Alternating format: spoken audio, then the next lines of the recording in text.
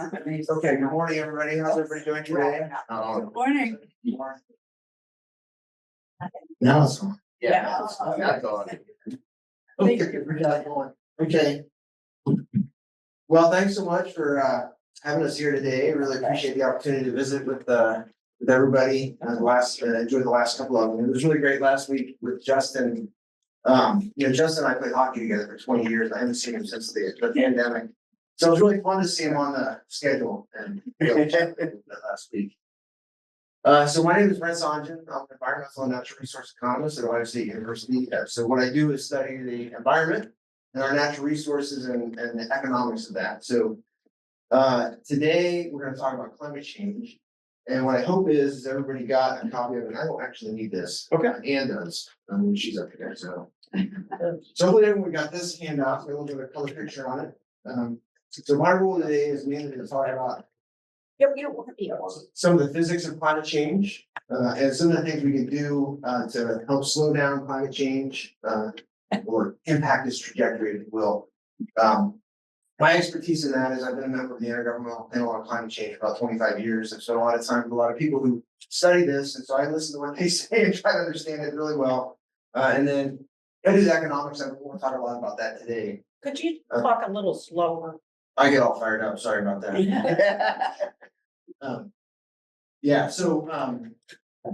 Let's see. In terms of climate change, one thing I wanted to say that we'll focus on today actually is mainly individual actions that you can take yourself in a few areas.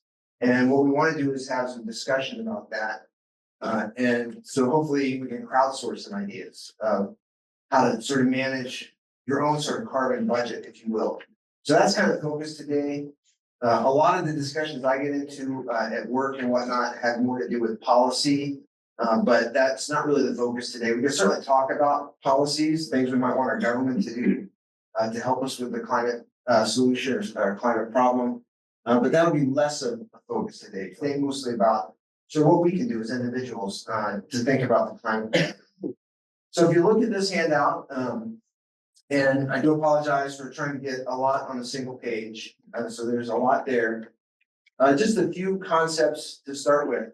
And the first one at the top is this sort of concept of net zero CO2 emissions. Who's heard of net zero CO2 emissions? Okay, so net zero, what it means is that what we put up there, if we want to be net zero, we need to equal it with what we take out of the atmosphere. Okay, and there's just certain ways we can do either of those activities, putting stuff up and reducing the stuff we put up there and taking stuff out, right? This is probably a more limited number of things we can do to take stuff out. So for us, mostly it's probably the big focus is on trying to reduce the carbon that we put in the atmosphere, okay? So net zero is that. Concept of net zero is sort of keeping things on net if we can and moving towards zeroing out our carbon emissions. The picture there is the global scale picture of what we call the carbon budget. And so carbon as an element essentially has to go somewhere, right? So every unit of carbon, every molecule of carbon that we take out of the ground, so out of these geological reservoirs, in either coal, natural gas, or petroleum form, and combust, puts carbon in the atmosphere, right? So that carbon all has to go somewhere. And so that carbon, when we put it in the atmosphere, goes to one of three places. So one place it goes is something called the ocean sink, and you can see that over there on the right. So the ocean actually takes a lot of carbon out of the atmosphere. There's a whole sort of process for that. So there's actually plant growth in the ocean that does some of that through photosynthesis, but there's also direct sort of movement of carbon into the ocean on an annual basis. There's another sink called the land sink, and that's our trees, photosynthesizing trees and other plants that take carbon out of the atmosphere on an annual basis. And what's left is the atmospheric growth. And that's the part we're worried about. That's the part that causes the climate change. So when we put carbon up in the atmosphere, 1 unit of carbon, 1 ton of carbon, 1 molecule of it from our combustion by driving our cars, turning on the lights, heating our homes, any of those activities, Those all put carbon in the atmosphere. That carbon goes to one of three places, either to the ocean, to the plants on the surface of the earth, or it gets left in the atmosphere. And the stuff left in the atmosphere is what's causing the warming that we experience. Okay, there's one other thing that emits carbon into the atmosphere, and it's land use change. It's a really big one. It's less of a big one in the US. Most of our land use change is from agriculture back to trees or houses.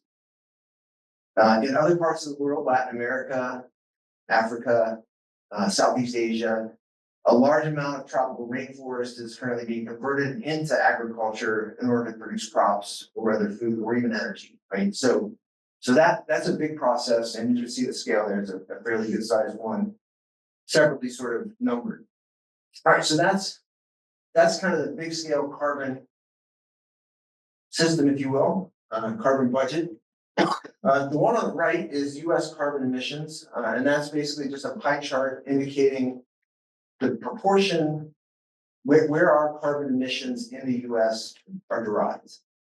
And Ohio, as in so many ways, is almost a perfect microcosm of this, right? So Ohio is very close to this in terms of where our carbon emissions in Ohio are derived. So transportation is the big one. It's the big source of emissions. Electric power, next biggest, and industry, the next biggest. 50 years ago, industry would have been far bigger, but now it's smaller. Agriculture, 10% might surprise you, but that's a fairly big number. But agriculture is, in the US, the most energy intensive sector of all of our sectors, actually. So it's kind of surprising to many, but that's heavily mechanized with the amount of fertilizer we use. Fertilizer is a very energy intensive input, and so agriculture is energy intensive itself. Commercial is commercial buildings. Residential is like your house. That's not your electricity. That's simply your heating, and really that's driven by the Northeast. That number in Northeast Ohio as well, where we have a lot of oil used for heating of homes. Okay, so that's kind of it. Now what I want to do is actually do something different a little bit. I'd like to get folks to sort of get into small groups, if you will, maybe sort of a group there in the back, group here in the middle. What? Does people have questions just for that Okay, questions? first part? We don't need to rush into small groups. There's a lot. So we're using an old technique we use a lot with students at the university. So it's more just talk about things and try to get an understanding of sort of how you're thinking about it. So what we love to have is have folks in each group sort of read through these three areas of some things you can do to lower your emissions. So you have three areas. One is driving, one is using renewable energy, and the final one is planting trees or conserving forest ecosystems. So we'd love to have the groups kind of look at all three of those and just sort of talk about the items they see on there, whether they make sense, whether they look like things that they could think about doing, or things that might be too hard to do. And then also maybe crowdsource your own ideas for how to reduce emissions. Like look at these and say, well, I heard someone say that I can do this, help lower my emissions. They'll talk about that within the group. I'm gonna come sit with a group myself, Anne's gonna sit with a group, and just chat about it, all right? And then we'll come together at the end of that and just talk as a group about it. Is that okay? A little different approach, but is that okay? And I'll work with folks up here, is that good? Okay, I'll turn this off to that part. Yeah, you can just turn your chairs around and form a small group of about 5 people. That would be awesome. That'd be like small group of 5 people. You guys have to read this one. Yeah. And I'm not. I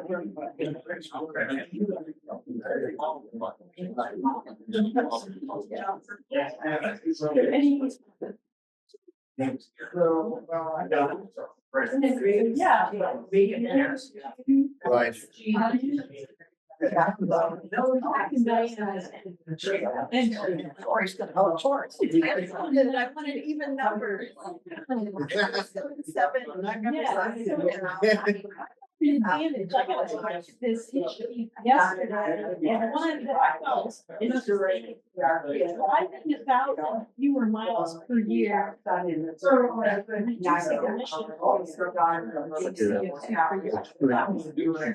2 trips So. each direction. I hope that now that I'm retired, I'm not driving to and from Hilliard to airport every day. Yes, that might be my philosophy. I'm not sure. Yeah, driving a lot, but maybe it'd be a little bit less. So you're already driving. driving. And I think it makes sense to live there. And. Or, yes, figure out. That's right. Well, public transportation. For me, that's a challenge. That's my feedback. We don't have an outstanding public transportation system in Central Ohio. And I really wish we did. If I need to, unless you see your grandkids or kids or whatever. Here's some arches and others they have. I'm sure I fit in that category. But because I do not drive enough, my battery goes. So I've been advised by the car dealer that I need to drive 40 miles a day. Now, this is see, that's how you charge your battery. This is in cahoots with the oil industry. I never, actually not every day, but 20 miles. An average. Yeah, and I was and so last year, my my battery was still under warranty when dead. I had to get it replaced. You have a good battery would allow. Yeah, but if you can charge your battery by driving, you know that, right? Yeah. Yeah. He's the electrical engineer. The rotors, John, check me if I'm wrong, this is Tori. The alternator is the thing where there's a rotor in it and it spins when you drive and that generates electricity. And I think the two, and these two businesses are in cahoots, or something. I love the conspiracy theory. Yeah, That's true. We have a diesel truck, and we've run into the same kind of same kind of miles because the diesel truck has an exhaust filter. But if you don't drive it enough, the exhaust filter plugs up and then the engine doesn't run. So we just had it, we had it serviced together. And license, I forgot to drive it. Yeah, that's right. You know, these short drives just don't really the diesel drive. When they, Right. somebody said, "Oh, last year, it's time to clean the exhaust." That's where There was no Yeah.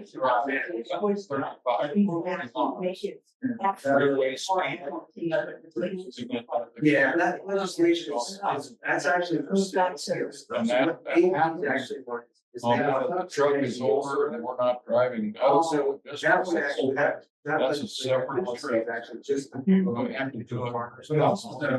Oh, see, this is. So that's, that doesn't. Yeah. It's Well, that. at least you get a little bit. I just go out to my car and it won't start. Yeah. So you. Hours and garage and start. Trying If you wanted, so if you look at this thing. We own 2 trailers. Right here is our. And we've been very, this is our push one. State of Ohio. But, So it's still pretty big. but they're not as efficient as one would think, because you are using gasoline anytime you're over 15 miles an hour. But if we wanted to replace the It goes entire. through my neighborhood, it's not using gas at all, but you can't get out on a main highway going 15. And I think that's something they should change in their. Because it isn't. This is how it is. Yes. Yeah, get one of those. And the cool thing about the way the side cars, yeah, you do it at night. Much as it wants, so this had no goes up, lights, the red lights, just no red lights up from under all. And I have all, I think that's the same part. So that would be good. I have to say, I like the 85 gasoline is cheaper. I just can't run it, but I like the idea of cheaper gasoline and I like knowing it's a little bit better. It's a, which one is that? So it's the bracket point, it's under some things you can do to lower your emissions. Okay. Yeah, yes, that's the advantage. Yeah, if you get one of those type of cars, run that fuel, it reduces emissions by 1 ton of CO2 per year. So that's why I was. I'm afraid I have a problem. Just the technology. Because Yeah, two things. One is the technology and also. comes from the corner. Okay, so you used to tell us how much. To produce that, yeah. Actually, costs more than what soybean uses for us. Yeah. How does that balance out? One wonders, I don't know. Planning for that. There are definitely some challenges. 85 It's less BTUs of energy here. So you're on Taxes taxes for fuel. allows. Amateur association. So I guess it's probably. Significant. So I don't know. No, I mean, I'm just, we've got an engineer here, so I. That's right. So when the speed limit was it 55 there for quite a long time? Yes. Batteries. Did we gain Solar panels. have- carbon emission? Batteries. lower have been in- time? Solar panels have- What do you think? So let's lower the speed limit. Because most people on the freeway are going 80 or 90 over. I know. And state charges against child So labor. if we did lower it, it would just be difficult for the police department and. Nobody pays attention to that. But you know, I know that. my car gets better mileage if I drive slower. I get it. Speed limit, I get it, speed limit. Because I watch it obsessively on my dash, like, what's the estimate right now, you know? Guys' thoughts on this next section, using renewables. And I have not thought a lot about this, but it starts out with some concepts that we talked about last month. Rooftop solar, buying solar, or, so. At my age, I don't wanna invest that money into money. Yes. Yeah.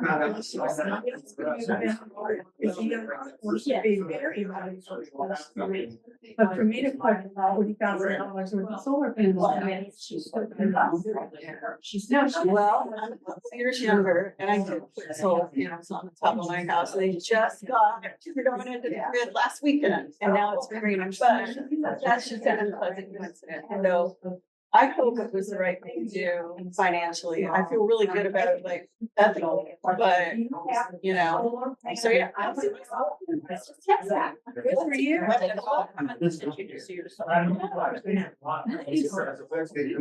My neighbor next door did as well. My parents had solar, after 40 years ago.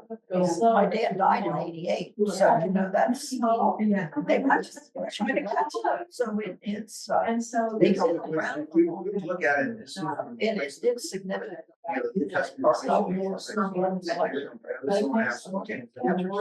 In Iowa, it takes a lot of resources As we to get to create that, it's like, think about it. cells.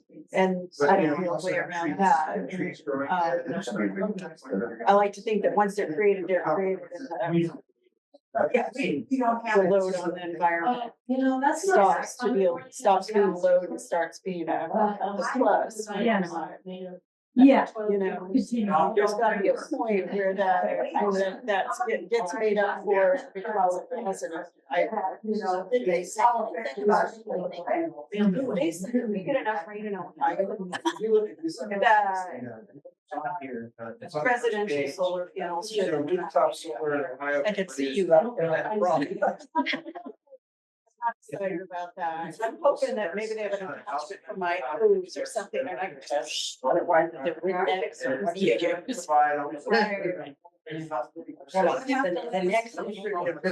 Yeah, but I did, and I'm excited, so, and part of the question you were asking, I was glad to hear Justin say last week that even if we don't necessarily go solar here at church right away, there's a way we can purchase clean solar through because It says if you, It's not replacing. if you buy solar from the grid grid, you would lower emissions by 5.8. See, now that's what I suppose. That's what I suppose I can't do. I don't buy my. You probably have to get 6,000 square This feet. is so confusing, Jack. But It's more for yeah, but the other problem is that it doesn't. I don't use their energy source. I buy mine separately from another company that is supposedly more energy efficient. And There's a uses program that's on. No, it's supposed to work. and or with that. That's the person that I rely on. Yeah. Yeah, so I purchasing energy from a company. From A, I suppose through A, B, they have different sources of their electricity. That's where I understand. Yeah, it's But the interesting. strange thing about it is, So. I get these notices all the time. They're on, So it's. A is always keeping track of how much energy we use. So I got to do this every day. Now I live in a condo, so I couldn't use so much. That said my energy level was too high. I was using too much gas compared to another home. So already. I get those same things, yeah, closer to the plug. And I thought, Anyways. It's just right management to be better, I don't know. we get that song. To get them to, yeah. Yeah, there's a. If you're gonna go to also size, if they have gas. It's messy and gross. Yeah. My son's home is all electric and I would hate to go electric. So there's. Oh, well, they keep all the lights on and the air conditioning on. We can bring.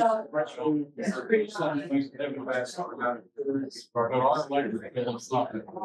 Now, how much are that? Electric bill, gas, we're about to. How you go, yeah. It's confusing though, with the Arlington just last year debated changing the whole community, if they would change it to a system where they would buy the electric from a. See what they're talking about now, sitting in meetings and they try so hard to explain it in lay language. Yeah, they're not trying hard enough. I still didn't understand what they were talking about.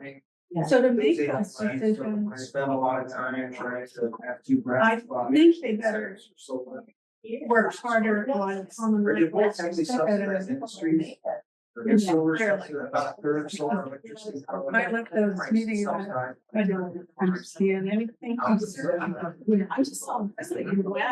Kind of like, Yeah. for that effort to make those connections and let's make a note. Yeah, that's. Can we get somebody in here from AP to talk about this? Yeah. That's our format. Engender actual decision making. Sounds like. Well, and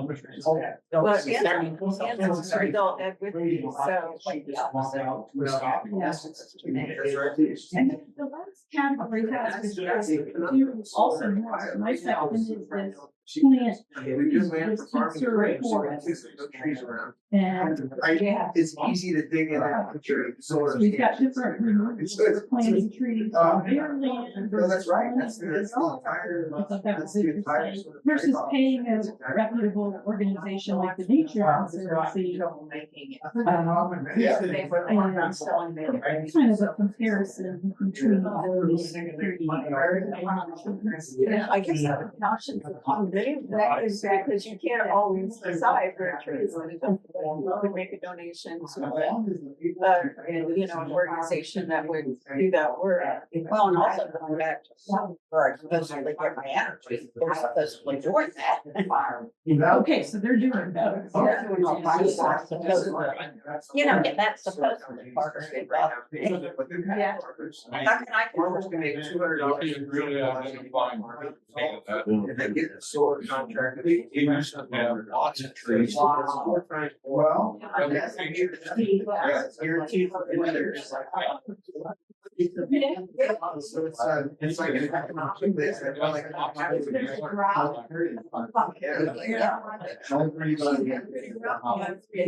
So, yeah, you could maybe, I said around the right. We got a plan. We can do it. We gotta get those. Thank you.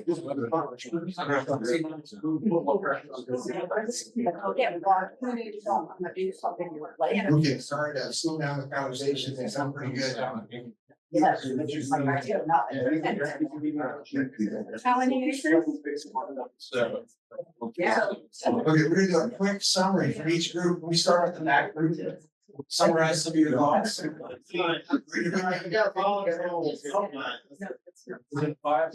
Yeah. Hello, everyone. So, quick summary, we have determined, we agree with the driving lesson that it is, possible, for instance, hybrid work. So allow you to do it. Bring cars if possible, those are more expensive. And the second one, what was the second? Renewable energy, things like, solar panels, or there are programs you can buy from co-ops to allot renewable energy, try and use less. And then planting trees, I think, is something that we weren't as sure on. I mean, I know it's a good idea. The city of Columbus planted trees to replace the Bartlett pears, I think, in some people's yards. But like, how do you do it? Is there anything? Wonder to ourselves, is there anything better than, oh, I can pay $20 and they're gonna plant a tree in a rainforest? That's good. Like, what can we do locally? And then we sort of got back on public transportation. The conundrum of that you can use, ride the bus, but in cities that don't have a good, robust infrastructure, it will, you're gonna walk along from the stuff. It's gonna take longer. So I think a theme of what we came up with is individual action is important. Sets a great example, but also trying to affect policy. You need both. So that. Is there anyone else? Great. I know you're definitely. I got just like that here to summarize. Sorry. I think Racine just did it. Yeah. And we don't do it in any order. We talked, I think, I'm just gonna say, and you guys can jump in here, I really think we ended up focusing on the benefits and the costs. Looking at things like solar and farmland. And what are can we, and the payoff, for instance, for farmers, Connie made a good point. Your land will always bring in an income with solar. But depending on weather, your crops will vary from year to year. So what's your incentive to keep farming? So we talked about that. We also talked about the fact that we often drive a lot, perhaps even more sometimes, because family is so spread out now. Could you put the mic up a little? Do you really want to go down 1,000 miles a year if we have family in Missouri, family in New York, family all over? So what are we willing to give up, I guess? That's great. Thanks. Okay, who's the spokesperson for here? She's the radio, she's not one. We had a great discussion. A lot of people have actually tried some of these practices, including adding solar panels, purchasing energy from sources that use renewable, to planting trees.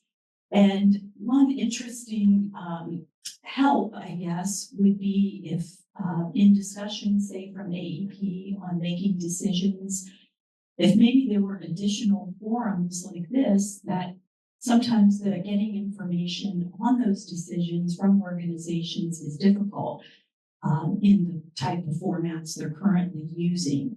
So we talked about the need for information in a way that links it to decision making, maybe different forums like this. So yeah, we had a lively discussion. Great, thanks. Okay, I don't really I don't really have anything else. I mean, I just thought having some conversation like that was great. There's no big summaries here. You know, I'm an economist, so the trade-off discussion to me is really the hard. What I do is, and try not to, you know, of course I've got my own values and opinions about things, but try not to, you know, in the class or in discussions, you know, make that too apparent. Because I think this is such a complicated issue and we all have different values, right? We all have different things that are important to us. And so while we want to keep in mind that, you know, climate is important, those trade-offs are important too, right? So just keep that in front of our minds. It's really important to me. So I appreciate your humoring us in that sort of approach. I'm gonna turn it over to Ann, who's gonna sort of talk about some of the other actions we can take with respect to climate and environment. And you need the video.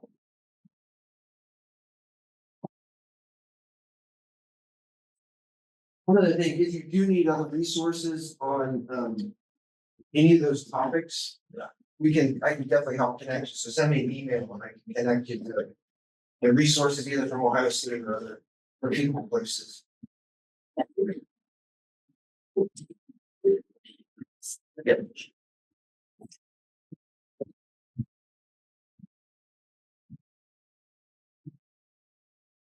That worked.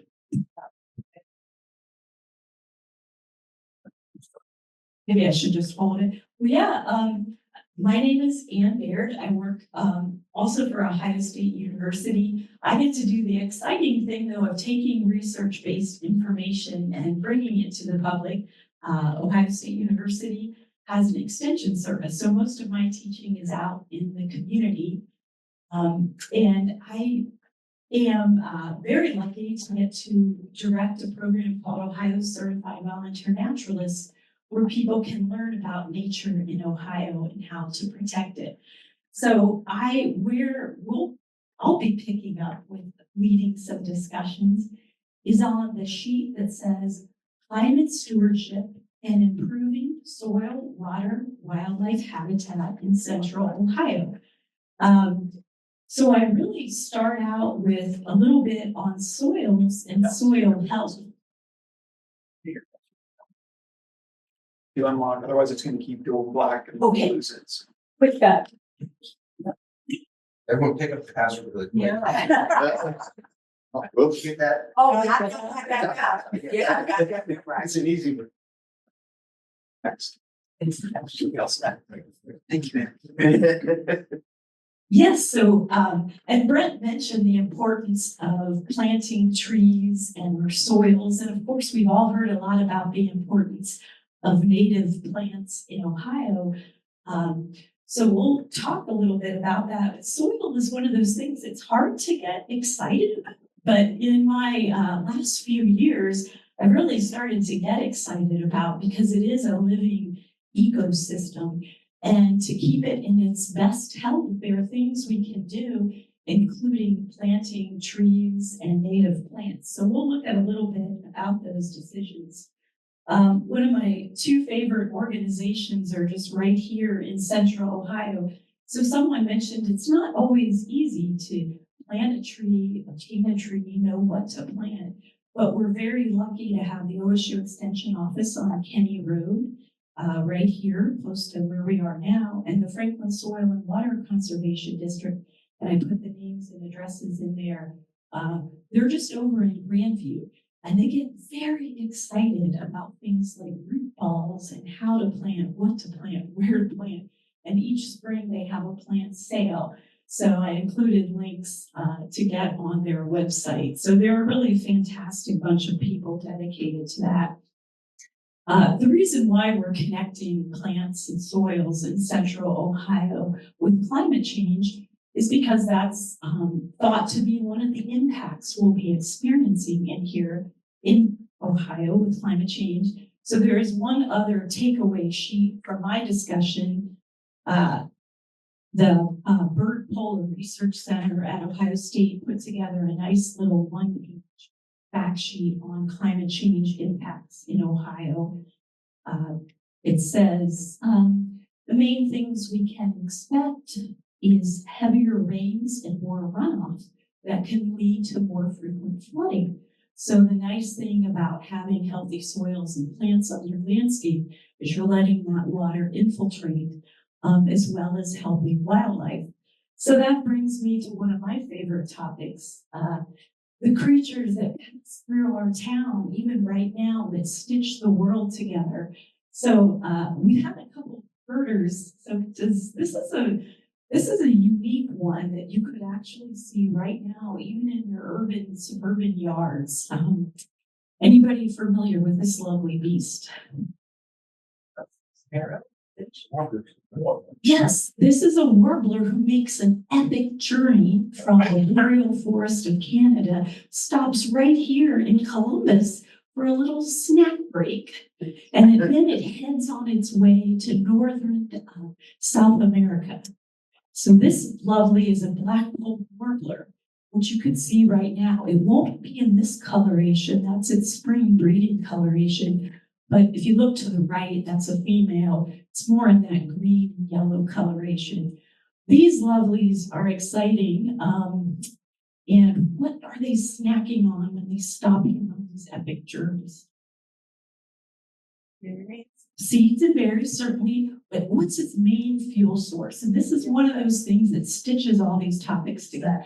Yes, insects. So those fat, juicy caterpillars, they're like the Taco Bell. That's why they're stopping here. And it's crazy that right here in Columbus, we're one of the stopping points. So this little lovely, which is about the size of a poker chip, needs a lot of fuel. It does a nonstop 72-hour journey, thousands of miles.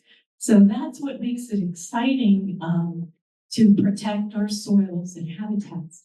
So they like the mid-canopy and the shrub scrub. The second one, we have a birders right here, Scioto River birders. They are tough to see. They tend to flit about, so not fly parallel. They're noisy. This one has a high-pitched noise. In the spring, they're very noisy, the warblers that come through, but in the fall, they're a little less so. Colors are a little more subdued. So keep your eyes peeled. So we have a number of ways and help to guide in planting to create habitat for those insects and birds right here in our suburban and urban areas. So I'll give a few of these to each of the groups. So in this small group discussion, we're just going to talk about planting and helping with some of these creatures that really stitch our world together. So I'll pass these around. And if anybody has experience with doing planting or things around to help wildlife or soil and water, share those in your small group, and then we'll continue in the big forum. Thank you. Wait, flowers, trees. Yeah. Folks.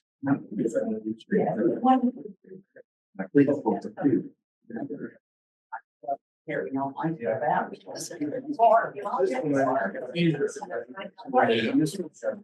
now I mean, It's just doing so well. You might be digging yourself a hole for lots more work here. I'm loving it. Should be enough of that.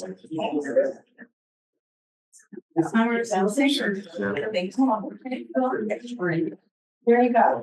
We were discussing. Well, you know what? Just don't put it in. I think we all have different things, or some of them are bad. No, I meant it. Oh, I've got a bee handout. Anybody not? I don't have a bee. Oh, cool. Thank you. Oh. Especially somebody. One more extra. To get rid of the wow. Some years ago, they had that Disney film about bees, and the bees were the main character, Jerry Seinfeld. I just saw that. I heard that was really good. And I thought, I mean, I'm an elementary person, so I thought it was perfect for teaching children the importance of bees in the ecosystem as one It comes back. bellwether of the health of an ecosystem. Like, you gotta have them, if you don't have any, everything's gonna die. We've gotten background. Yeah, I've really liked, we let people touch the exciting experience. I didn't know the vibrated shape of popping up. So there's some exciting culture in this world. And I have one speech, she's retired speech therapist. came along and started growing. She's like, So anybody's thoughts on any kind of planting, even if it's just in a pot, I typically just do things in pot. They need like. So I tend to just try to keep a few plants that birds use like in pots. It's gotta be. Grass. I hear that a lot. Yes. We have a bees, crab apples here now. We still have not at least 7 here. Yeah. Now there's a lot. I was surprised to see that's one for, in that sheet, the one that's on the bottom. If you, that's one of the crab apples or one of the best for that variety of insects and birds. I was surprised about it. It's kind of a neat.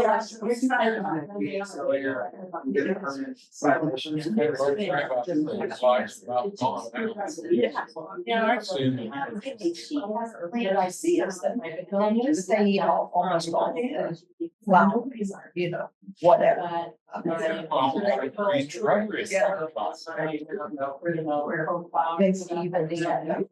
Yeah, just. And it is decided to let everything resist them.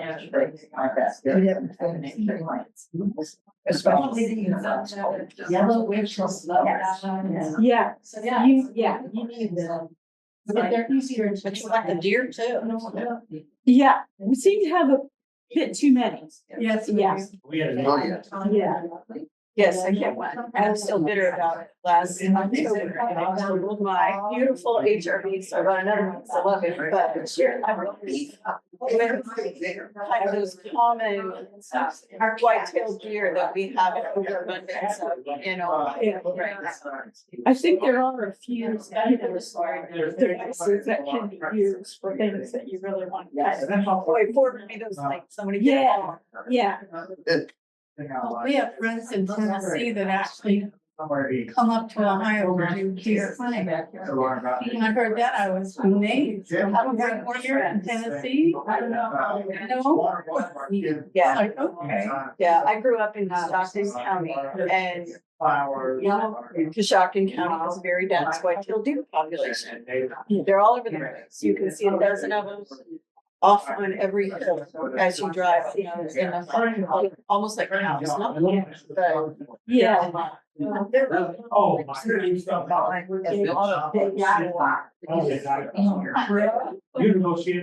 make a whistle sound. is it that type of thing that you were thinking of? Well, I was just thinking, I know there's like things like nets and things you can put around your trees to protect them from routes. Yeah. To protect agriculture. I've seen that at a bar. I've seen that at a bar. Yeah. Yeah, Yes, it's destroyed. Yeah. Yeah,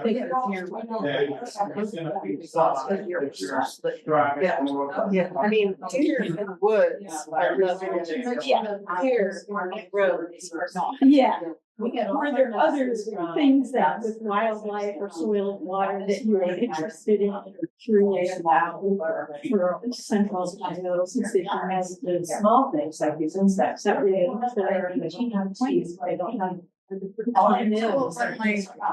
I taught, about every other year, we'd take kids out, we would get, I think called shoots, tree on.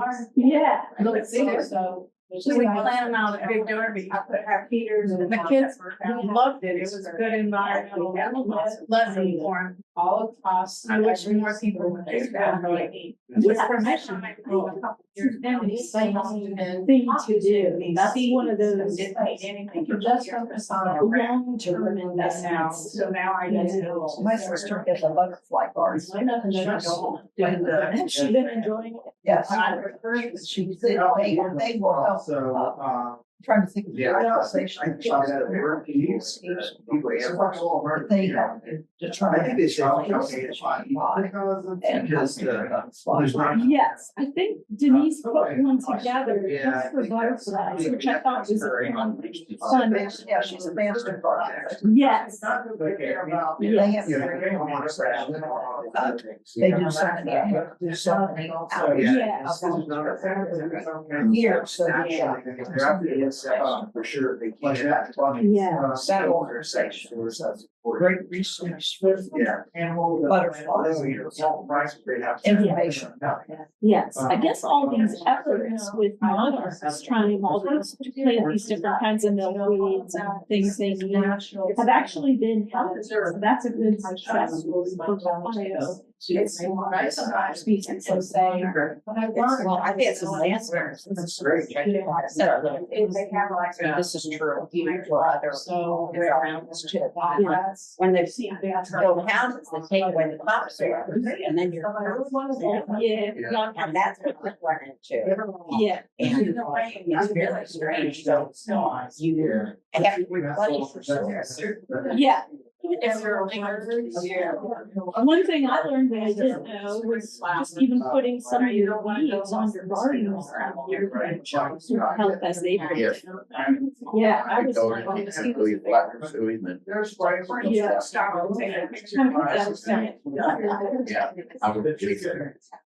Oh, I'm sure. You know, It's confident. every Saturday, give to all the folks, clean the trails up, and I clean flowers. Yeah. But it's good house and good people, every folks. Yeah. I do all that stuff. I really did not know Ohio was such a wonderful hotspot for birds. Yeah. Several years. Yeah, that's exciting. Well, we're close to maybe we should do the debrief and get everybody out in church. As you said. This would not be the first session.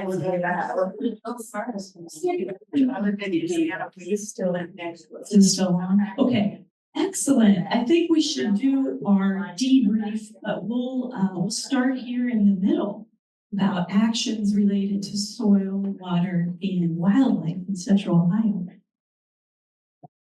Don't know we keep up with any.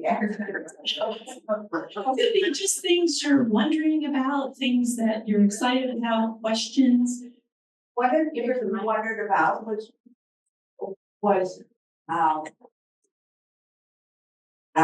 we were talking about bird feeders and whether that was helpful or whether that was creating an artificial kind of meal for the birds for our entertainment. Great question. And like Brent, I get to hang around with these cool, smart people. And my sense from talking with our ornithologists, our bird people, is it's both and.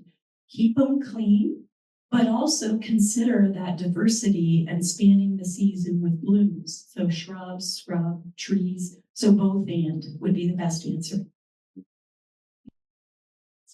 Should I just summarize? Sure. Yeah, we talked about, the power of planting these things in your own landscape.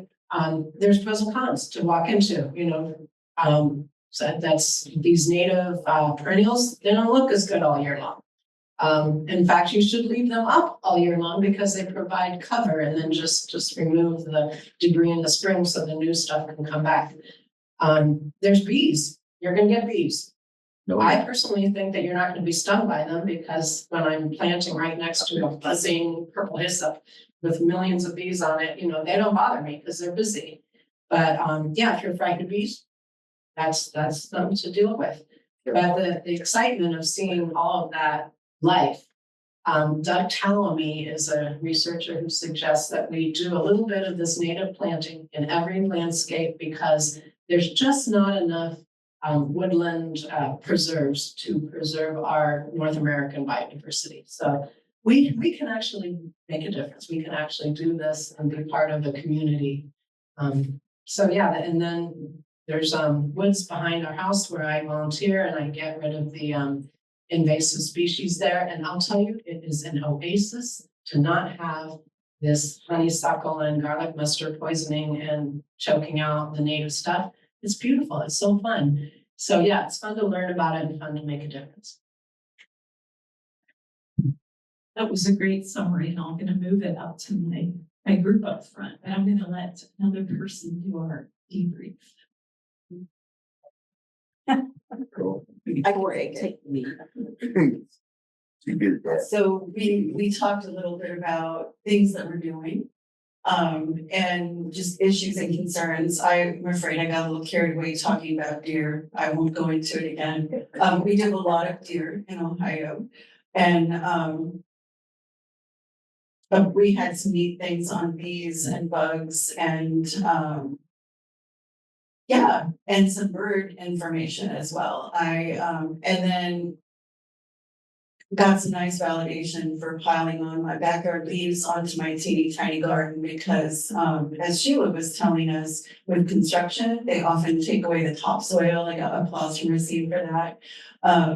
In construction, they strip off topsoil and the soil we're left with is not of good quality. And using those leaves and some other yard waste can be a good way to rebuild the quality of the soil. So thank you for that information. Great summary. Thank you, everybody, for coming to the forum on individual decision making. And I think that concludes our session, but we have some handouts and have a great day. Bye-bye. Thank you.